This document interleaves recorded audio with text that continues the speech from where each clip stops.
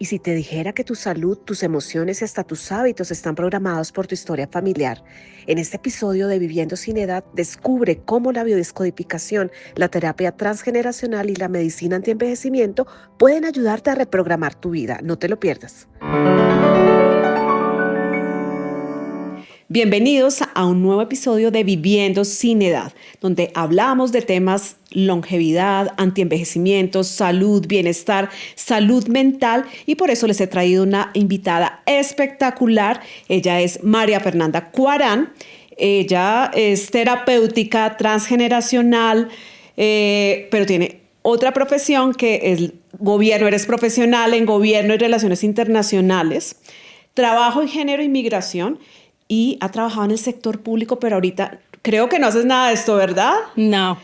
Se dedica a la medicina funcional, es coach, además es biodescodificadora, que me tienes que enseñar de todo esto porque realmente es algo que necesitamos. Bienvenida, Mafe, y qué rico tenerte por acá. Muchas gracias, qué emoción poder conversar contigo.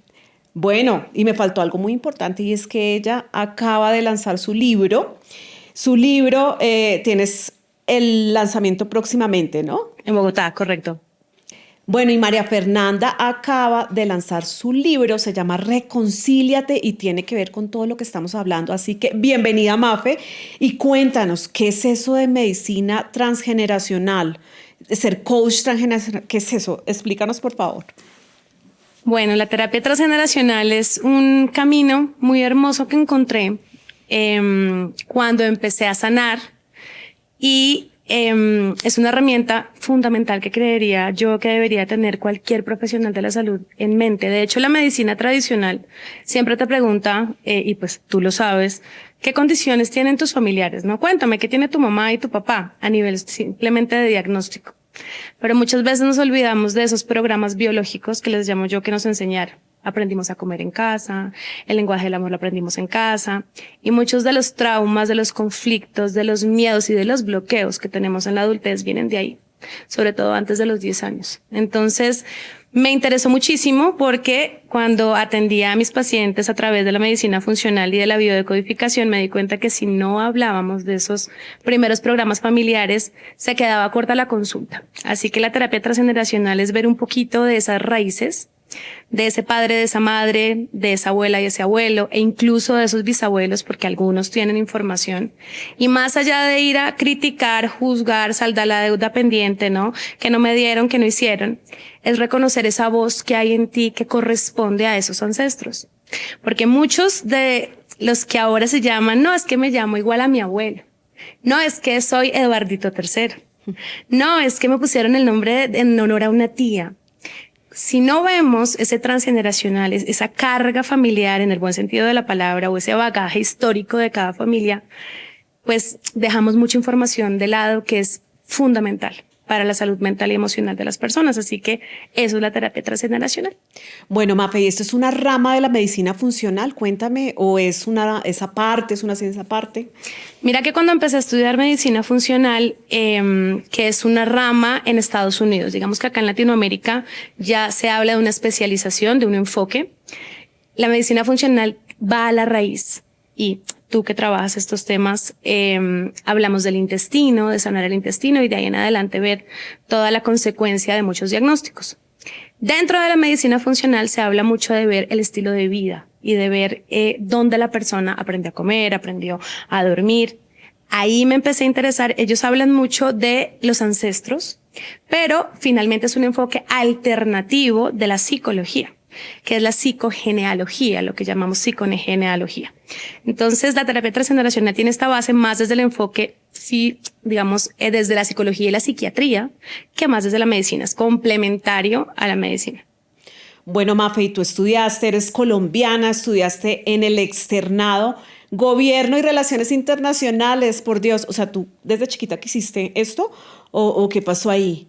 ¿O te encanta, pero quisiste hacer más, eres polifacética? Cuéntame cómo una terapeuta primero estudia gobierno y relaciones internacionales.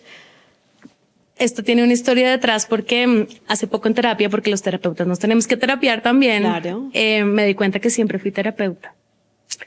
Fui la terapeuta de mis papás, fui la primera hija, arriba los primeros hijos que vienen con sus traumitas detrás. Sí. Y este tema del servicio, mi papá fue policía, mi madre fue muy entregada también al servicio, una familia también católica, ¿no? Que ayuda y demás. Y cuando salí del colegio, que quieres estudiar y pues uno quiere salvar el mundo a través de ser abogado, porque pues hay que irse a Naciones Unidas a pelear por los que no pueden. Efectivamente entró a estudiar, a hacer como un preuniversitario y me gradué muy chiquita, casi a los 16 años. Entonces mi papá me dijo, póngase a hacer algo, mija, porque usted ni sabe para dónde va. Y en el externado había algo que se llama el preuniversitario, lo estudio y una profe me dijo, usted tiene pura pinta de embajadora de esas que hablan por los codos. ¿Por qué no se va por gobierno de relaciones internacionales y se va a Naciones Unidas a salvar el mundo? Y así entré, pero más por una vocación, por un tema de servicio. Trabajé con Naciones Unidas, en banca multilateral, con el gobierno, con la parte privada. Hice una carrera hermosa y agradezco infinitamente que esa carrera me enseñara que mi capacidad de servicio iba más hacia el servicio uno a uno que al servicio país, si lo queremos llamar. Creo que todos tenemos unas habilidades y unos dones que a veces les queremos poner profesión, ¿no? Es que tienes unas habilidades para ser médico. Tienes unas habilidades para ser, no sé, conductor de camión. Y creo que todos tenemos la habilidad de desarrollar esas habilidades también que creemos que no tenemos. Y cuando me gradúo y empieza toda esta maratón de trabajo hermosa, empiezo a decaer en mi salud. Trabajos largos, me la pasaba de avión en avión y creo que muchos acá nos vamos como por la vida, ¿no? Porque he sido muy afortunada de tener todas las cosas que he querido desde un lugar muy honesto y es quiero, que también se nos olvida que querer está bien. Y llega la epilepsia en el año 2011. Me acuerdo que estaba en mi puesto de trabajo, llegaba a las 7 de la mañana, tenía vuelo a las 8, iba a la oficina por una agenda y convulsionó por primera vez, estando todavía trabajando. 1 de noviembre del 2011, para que veas esa fecha tan interesante. Uno del 11 wow. Sí, el numerito de la transformación que llaman. Y bueno, estaba en embarazo en ese entonces, no sabía de mi primer bebé, Santiago, que es un bebecito que está en el cielo. Y pues fue un momento bastante desafiante para mí, para mi familia, para las personas que me conocen, porque nadie en mi familia tenía este diagnóstico. Y es un diagnóstico que es bastante desafiante incluso para la sociedad, porque todas las personas piensan que el epiléptico está convulsionando cada 2 minutos, o que sale espuma por la boca, o que no podemos trabajar, o que no somos funcionales. Y creo que la llegada de ese diagnóstico fue lo que empezó a tener esta sensación de hambre, de quiero sanar, quiero saber qué hay detrás. Y porque siempre la vida es abundante y es hermosa, te pone a las personas adecuadas. Fueron pasando más cosas, desafíos personales, desafíos familiares. Mi madre tiene una recaída en el 2019 de una depresión clínica, mi abuela trasciende, y ahí es donde uno se da cuenta que los momentos desafiantes son el punto de partida para otra parte de tu vida. Y una compañera del trabajo me dijo, oye, te voy a regalar una cita porque hay un doctor buenísimo ahorita que te va a ayudar como con este temita de energía y a sanar, vas a ver que vas a funcionar. Estaba en un cargo en ese entonces, tenía que trabajar mucho y terminó en una consulta de medicina funcional. Fueron las mejores 4 horas invertidas de mi vida, Doc. Ese día me encontré con la doctora Ana María Betancourt, quien trabaja con el doctor Carlos Aramillo. Y bueno, cuando lo que es de uno, él es quien confía un poco en esas habilidades que no tienen profesión. Y me dice, ¿tú por qué no te sales de lo que estás haciendo y más bien te enfocas en, desde tu experiencia, ayudar a otros?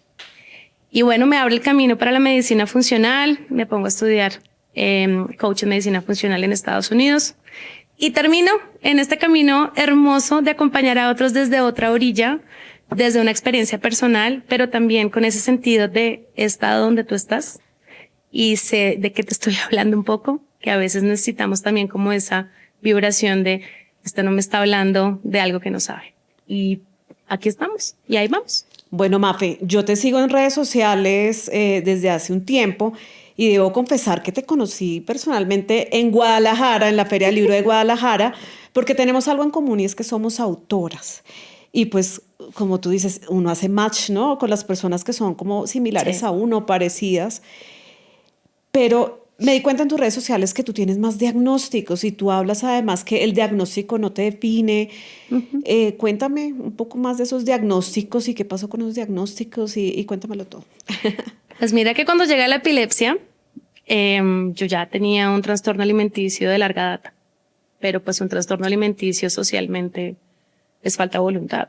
Entonces, ay, estás comiendo mucho, ay, estás comiendo poco, y era una bulimia interesante casi de 15 años. Tengo a mi hija y eso termina por un compromiso personal de hacer las cosas distinto y me empecé a dar cuenta que mucho de lo que traía tenía esa historia de dolor de las mujeres de mi familia, de las dinámicas de pareja de mi familia. Y si bien atendí la epilepsia y es una gran maestra hasta el día de hoy, tengo una convulsión al año, eso es una maravilla. Yo digo que todos tenemos la oportunidad de cambiar el pronóstico y somos el director del diagnóstico. ¿Estás medicada?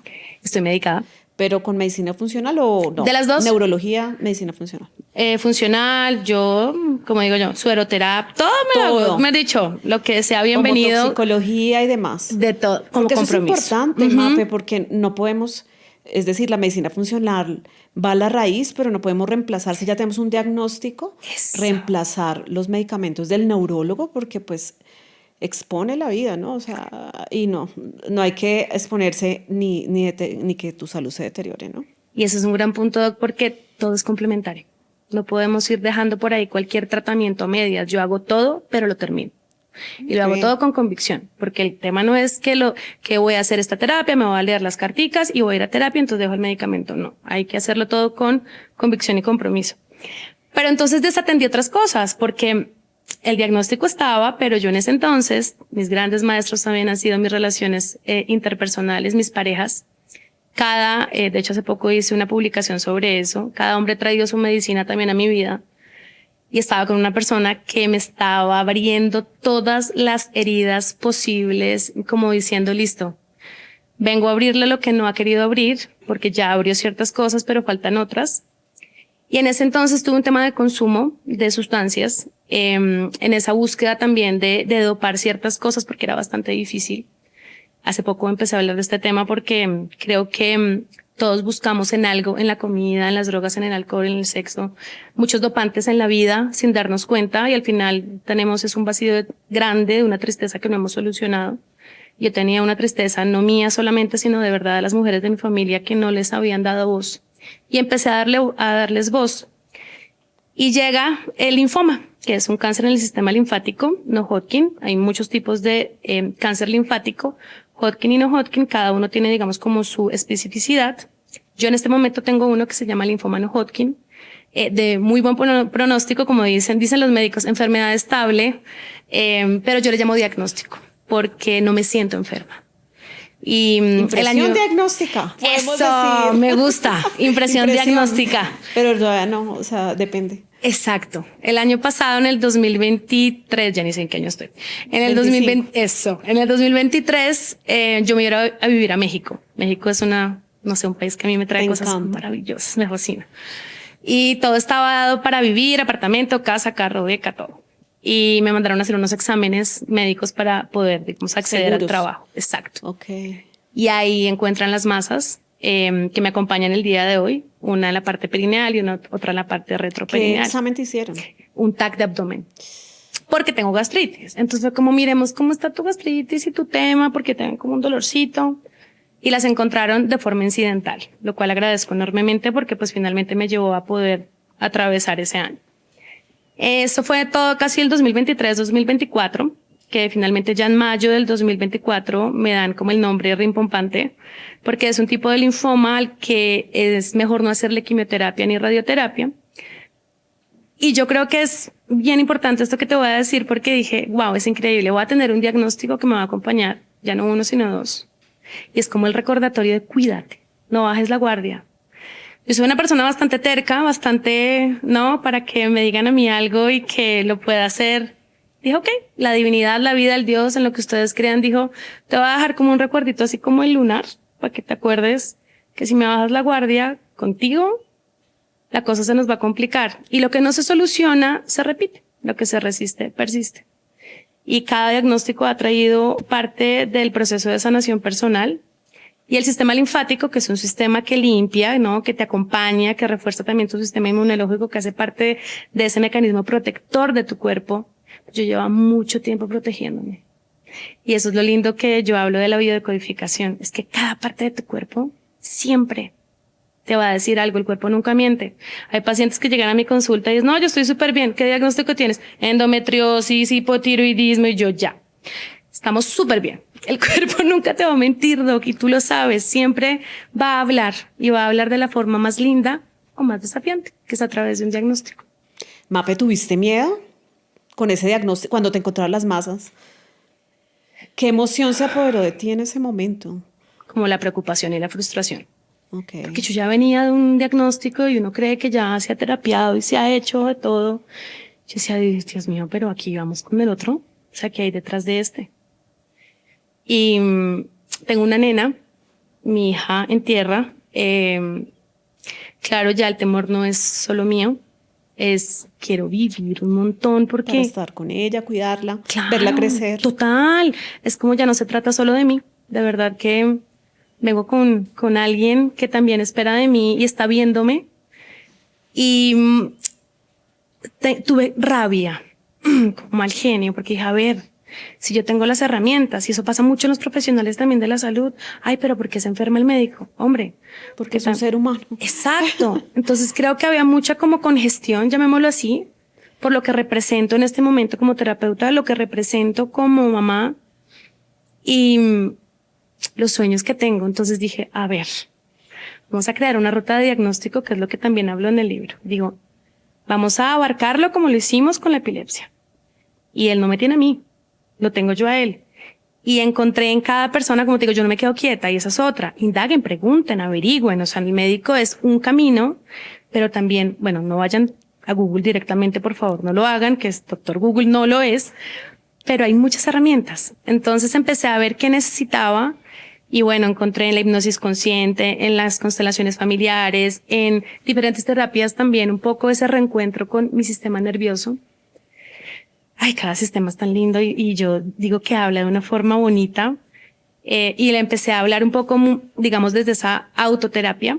Pero fue frustración, temor, uy, como ese mal genio del no control, que hay que transitar desde la forma en que se pueda y con calmita, con paciencia.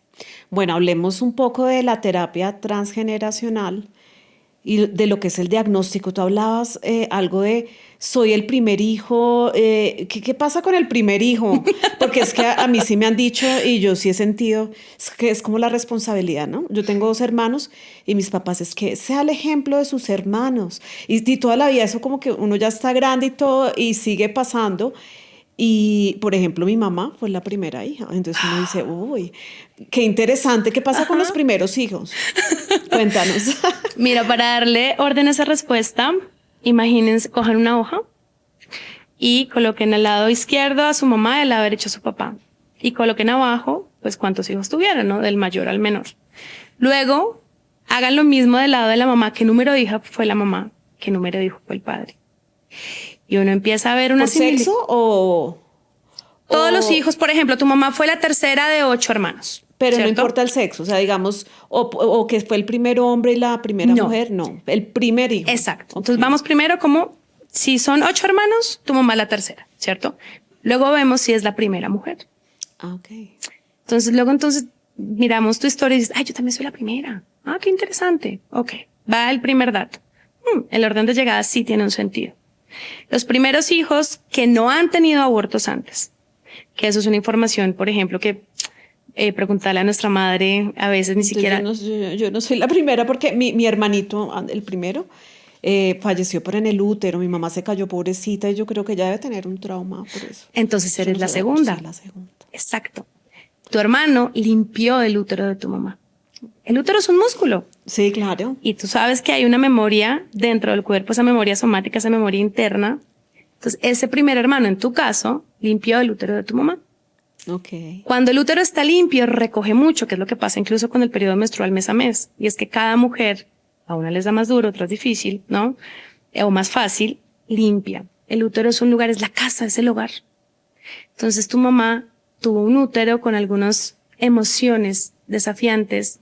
Claro. Y tuvo temor. Imagínate, mi hijo, el primero, Lo pierdo. Pues cuando estaba gestándote, seguramente había una emoción de miedo a perder. Y resulta que de pronto voy a simular, como si tú fueras mi paciente. Llegamos a la adultez de Lina y Lina también tiene temor a perder. Entonces, cuando entramos en biodecodificación y en terapia, hay que llegar a algo que se llama el proyecto sentido de la persona, que es revisar 18 meses antes de su nacimiento, los 9 meses antes de que su papá y su mamá tuvieran el acto sexual, desde el momento en que quedan en embarazo o el acto sexual, hasta 3 años después. Esa es la programación hermosa que traes desde antes de nacer y desde tus primeros años. Y usualmente esa información no la tenemos porque depende de nuestros papás. Claro. Entonces hay que obviamente indagar de una forma adecuada para preguntarle a nuestros padres por esa información que es importante. Entonces esa terapia sí pregunta por qué número de hijo eres, qué abortos tuvo tu mamá, cuéntame un poco de las dinámicas de vida de tus papás, tienes el nombre de tu abuela, qué interesante. ¿Qué deudas emocionales tuvo la abuela murió, la abuela la mataron, hay un temor a la muerte, qué curioso, mi hija también. Entonces es ver un poco esas líneas o esa memoria biológica que se hereda. Heredamos el color de los ojos, heredamos el lunar, heredamos el tono de la piel, pero también recibimos una herencia no consciente de situaciones que alguien tiene que solucionar en la familia. Y eso es lo interesante de esta terapia, que se reconcilia mucho con la historia familiar y es, ya entendí por qué mi abuelo es así. Ya entendí por qué mi madre nos crió como con ese dolor y con esa insatisfacción. Y hay una reconciliación con la historia familiar bien bonita y por ende, obviamente, con los síntomas o con lo que estés queriendo sanar en ese momento.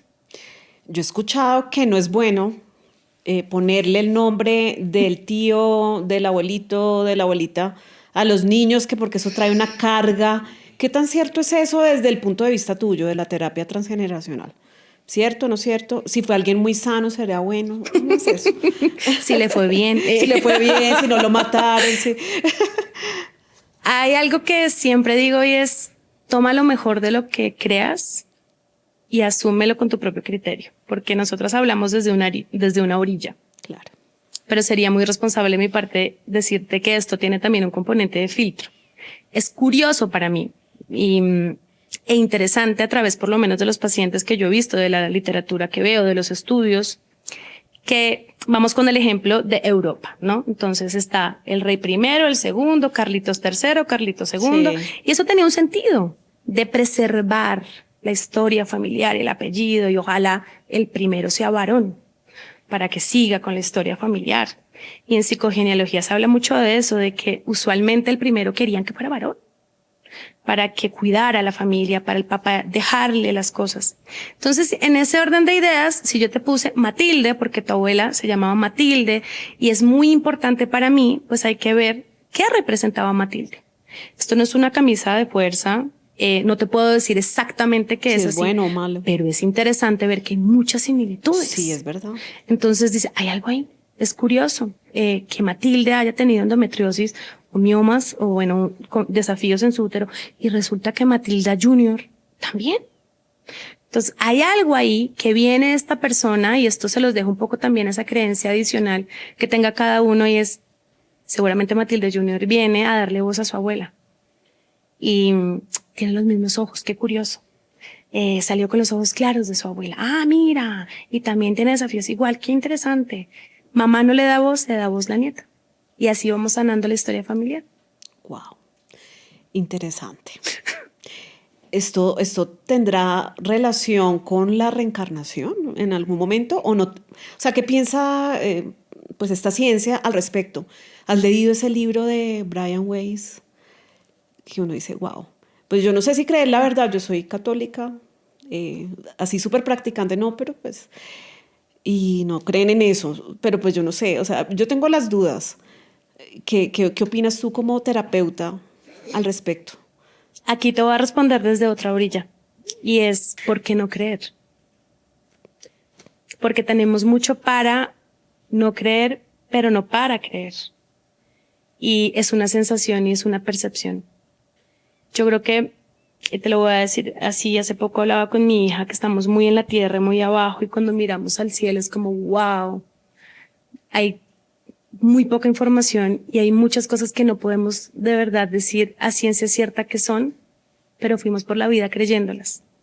Yo lo que creo en que transitamos otras vidas es muy cierto. Además de que hayan estudios o manifestaciones o personas que hablen, yo creo que el alma es algo que recorre, y por eso tenemos la posibilidad de soñar y de recordar a través de los sueños. Y creo que es un gran canal para poder explorar esa sensación de haber transitado en otros planos. Nosotros que hablamos en terapia transgeneracional, más allá de la reencarnación, es que hay unas vibraciones que se repiten. Tú repites, hay repeticiones. Es verdad. Entonces tú aprendes repitiendo. Si yo vi que mi padre le pegaba a mi madre, yo de pronto no le voy a pegar, pero voy a maltratar de otra forma. Y luego entonces mi nieto se maltrata de pronto con el alcohol. El maltrato sigue. Entonces no solo que venga de otras vidas, sino de esas repeticiones y de lo que queda sin resolver. Asesinatos, muertes, suicidios, violaciones, traumas, bloqueos, muertes trágicas. Entonces muchas personas dicen, uy, ¿qué estaré pagando en esta vida? Yo el creo karma. Que no, más el karma existe. Exacto, más que, oigan, porque fui el elegido para soportar. Exacto. Oye, sí, Mafe, muchas veces porque pasa eso, uno dice, pero ¿por qué esa persona tan buena le pasa de todo? ¿Por qué? Desde tu punto de vista, ¿no? Pues yo me hice esta pregunta y que uno no entiende y uno dice, pero pobrecito, o sea, que te quede malas. Yo tengo un programa que se llama Elegida para Sanar y una paciente mía me decía, es que yo soy la elegida de mi clan. Es un honor y es un desafío, pero no hay nada que la persona que fue elegida no pueda transitar. Ok, sí, es verdad. Y es la llamada o el llamado. Y eso pasa mucho en las familias. Ay, pero ¿por qué le va bien? Ay, pero a él la abundancia le llega y salió hasta bonito. Y mírela, pero es que ella sí se casó y se... Pero detrás de eso que sí se puede, vienen unos desafíos adicionales. Y yo veo mucho en consulta a la persona exitosa, pero tiene un desafío físico o tiene una deuda con alguno de los padres. Siempre hay un costo, le llamo yo. Es que nadie tiene la vida perfecta, Nadie. Mafe. Ni la salud perfecta. Nadie. Todos tenemos algo, un rayecito, un guardadito. Un rayoncito, así digo yo. Que hay que ir viendo con el tiempo cómo se va solucionando. Así bueno, es. Mafe, tú haces un diagnóstico teniendo en cuenta las generaciones y tratando de buscar una explicación a cada diagnóstico o bueno, a cada condición. ¿Y cómo lo tratas? O sea, ya que viene después en la terapia. Entonces, llega un paciente usualmente remitido, porque a mí me encanta trabajar con médicos. Si bien puede llegar cualquier persona a mi consulta por un referido que amo y honro también eso que pasa y creo que pasa y te pasa, claro, que uno se siente, lindo. ¿no? Como feliz. Pero cuando trabajo con médico, lo que hace el médico es enviarme ya un diagnóstico. Me dice un diagnóstico. Exacto. Del CIE. Correcto, exacto, que se puede meter en el sistema. Sí, y me dice, mira, te envío una paciente con endometriosis, ya le he hecho esto y esto, pero la verdad no mejora. Así que es de las tuyas. ¿Qué significa que sea de las mías? Que tiene seguramente alguna deuda emocional pendiente que no ha querido visibilizar y que está imposibilitando que su sistema esté dispuesto a recibir el tratamiento. Entonces, ¿cómo lo trabajo? Creando primero una ruta terapéutica para el paciente y el primer paso es concientizando, haciendo sentido desde la conciencia, ¿qué es el diagnóstico para ti? Yo no lo llamo enfermedad, le llamo diagnóstico. Tienes endometrio, vamos a poner otro porque creo que he dicho mucho endometrio. Tienes lupus, que es un tipo de autoinmunidad. ¿Qué es el lupus para ti? Maf, es horrible, mira, me hace sentir mal. Y dije, tengo que reconfigurar que el lupus no te tiene a ti. Y obviamente hay una serie de herramientas terapéuticas que me permiten ese abordaje. Ahora, vienes haciendo esto con el doctor, si viene remitido, conmigo vas a trabajar programación neurolingüística, le genero una ruta donde lo primero es que tengo que entrar a la mente a reconfigurar qué es lo que siente, qué es lo que pasa y cómo puedo sanar su mente para que luego sane su cuerpo. Yo le puedo meter suero, adaptógeno, terapia de luz infrarroja. Pero si no está convencido, pues no va a servir de nada. Y ojo con algo, yo tengo que evaluar en eso si la persona realmente quiere sanar o está utilizando el diagnóstico para algo. Y esto es un punto de inflexión que hay muchos pacientes al principio, yo creo que me miran con cara de, yo por qué carajos te estoy pagando, y luego es como, ya entendí. Es que muchos diagnósticos se utilizan como una forma de supervivencia. Tengo muchas mujeres que no quieren tener relaciones sexuales, por ejemplo, con sus parejas y tienen cistitis a repetición, vaginosis, y uno dice, qué curioso. Y lo usa, su cuerpo se protege incluso teniendo un diagnóstico a repetición y generando resistencia a los antibióticos porque se resisten. Entonces yo tengo que ver hasta qué punto ese diagnóstico le está siendo conveniente. Pasa mucho. Y en los hombres, por ejemplo, mira, tengo migraña, y yo digo, ¿por qué migraña? Entonces, no, yo me acuesto temprano para no molestar. Y entonces, claro, hay una desconexión con la pareja y hay una desconexión con su trabajo y está buscando a través de la migraña incluso que lo incapaciten para no ir a trabajar. Entonces, yo no puedo entrar a trabajar un diagnóstico sin ver, digamos, a profundidad si ese diagnóstico es conveniente o si realmente quiere sanar. Entonces, esa es la parte donde uno se demora un poquito más. Ya luego, obviamente, viene la reconfiguración de los hábitos, porque uno dice, no, yo estoy comiendo bien. Y uno va a ir 4 horas en TikTok, 7 horas en WhatsApp, y entonces me está doliendo la cabeza. Entonces yo, mira, esto no es ni siquiera de migraña, esto es de hábitos. Vamos a desactivar el TikTok. Entonces hacemos un análisis desde los hábitos. Y mientras que eso pasa, yo indago en su terapia transgeneracional. Entonces, si no viene por médico, obviamente pues hay que hacer yo no puedo diagnosticar. Tiene que traer un diagnóstico, sea que me lo remita o sea que un médico de la medicina alopática o tradicional necesito ver exámenes para ver si realmente, porque eso te lo permite, digamos, la medicina funcional desde donde lo estudié, pero yo no puedo diagnosticar. Entonces ya tienen que venir con un diagnóstico para que yo pueda entrar a trabajar y que la persona sea consciente de que quiere iniciar un proceso a profundidad, donde yo les digo, ojo con esto, uno puede ir a terapia, pero cada sesión te abre un pedacito de tu inconsciente y uno no puede ir a terapia viendo a ver qué sale. O vamos a salir conscientes y responsables, o mejor no abras un canal que de pronto no tienes que abrir. Entonces hay que hacer mucha conciencia de lo que se espera del proceso, porque la persona ya viene obviamente preocupada, cansada, no, estoy enferma, no puedo trabajar y yo no le puedo generar un estrés más. Entonces lo hacemos con mucho amorcito, con calma. Me preguntan cuántas sesiones necesito. ¿Sabes qué? No sé. Me encantaría decirte, pero como no sé qué profundo está tu herida, tenemos que verlo con calma. Entonces es un poco esa conciencia de con calmita y haciendo las cosas con responsabilidad. Bueno, Mafe, como tú dijiste, los terapeutas nos tenemos que terapiar. Cuéntame un caso así que te haya conmocionado. Yo te digo una cosa, a mí me encanta la salud mental, pero yo no podría ser psiquiatra porque entonces si alguien me llora, yo me pongo a llorar con él, o sea, yo hago cosas felices porque es mi personalidad y no. Entonces cada quien tiene una personalidad para una especialidad, si es un terapeuta. Cuéntame un caso que te haya conmocionado y qué hiciste para que no afectara tus vibras o no te afectara a ti como persona. Yo creo que es imposible que no impacte en algún punto. Fue una de mis primeras pacientes. Esta chiquita tenía 21 años. Su mamá me busca con un grito desesperado, remitida también por un médico.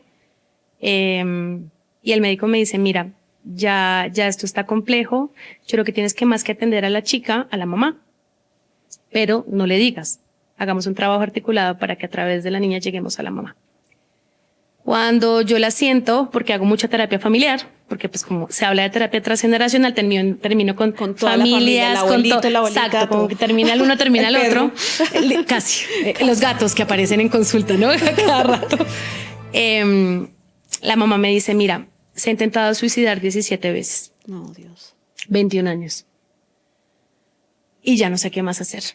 Estaba estudiando en la Javeriana Artes Plásticas. Dibujaba. Creo que nunca me ha dejado de afectar porque es un recordatorio de la vida.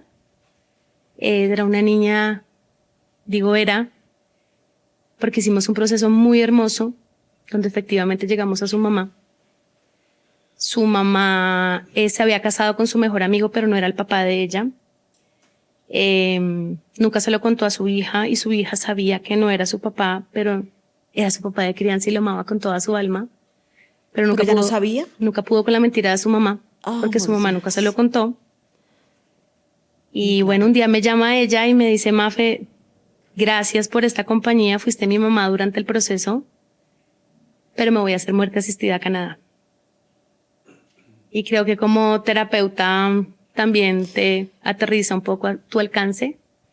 Y la enseñanza hermosa de ver la muerte tan cerca. Yo ya había visto la muerte a través de familiares, de los abortos que había experimentado, de acompañar a una tía, pero ver tanta vida en una persona y al mismo tiempo ella está ya su mente en otro lugar, me di cuenta que también tenemos que aceptar que si bien podemos terapiarnos y que podemos avanzar y podemos sanar, también hay situaciones que hay que dejar quietas y que hay que aceptar.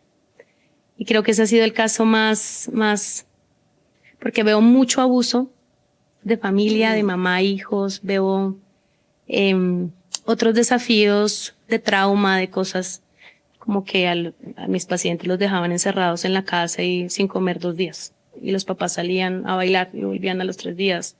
Cosas que me dice, ok, wow, difíciles. Pero esta fue la que realmente me tocó. No, pero pues... Y la recuerdo mucho porque recuerdo su voz, recuerdo su vida y también su autonomía para poder decir efectivamente no quiero estar. Y bueno, eso tiene todo también un tema detrás. Pero ese es el caso que hasta la fecha me marcó como terapeuta y como persona. No, pero por supuesto. Bueno, además que personalmente no sabía que eso se podía hacer y... Imagínate. Bueno, en Colombia creo que eso no se puede. No, porque... no. Acá somos pro vida y hay leyes pro vida, incluso para abortar, hay todo un protocolo. Pero somos de los países, para que veas tú, donde vienen muchas mujeres también a hacerse abortos voluntarios seguros. Dios. Porque en otros países no se puede. Entonces, sí, es un temazo. Bueno, Mafe, acá hay mucha tela para cortar. Espero que me aceptes más invitaciones porque yo quedé que ya voy a ir a consulta. Tan bella. Y voy a mandar un poco porque mira, mi abuela materna, yo pues soy creyente y todo el tema, pero a mí me gusta la astrología, no practicarla, pero sí hago consultas. Y el astrólogo me dijo una vez, usted tiene una influencia muy grande de su abuela materna. Wow. Mi abuela, ay, ¿cuántos nietos tuvo? Miles. Ella fue primera hija, mi mamá primera hija, mi mamá es psicorrígica cuadriculada, ojalá que no me mate por decir esto. Mi abuela también, yo también y mi hija es igualita, o sea, va a estudiar medicina y ella dice, mami, yo cada vez me parezco más a ti, soy un clon. Entonces yo digo, Dios mío, o sea, yo ya voy a ir, ¿no? Te espero con todo el amor. Dar muchos pacientes. Qué tema tan interesante, me encanta. Tan bella. Te felicito por tu lanzamiento, maravilloso, y es otro punto de vista y otras terapeutas que podemos acceder, así no seas médica, pero pienso que puedes ayudar a mucha gente. Muchísimas gracias por aceptar la invitación y te felicito por ese libro tan maravilloso. Tan hermosa, muchísimas gracias. Bueno, Mafe, gracias.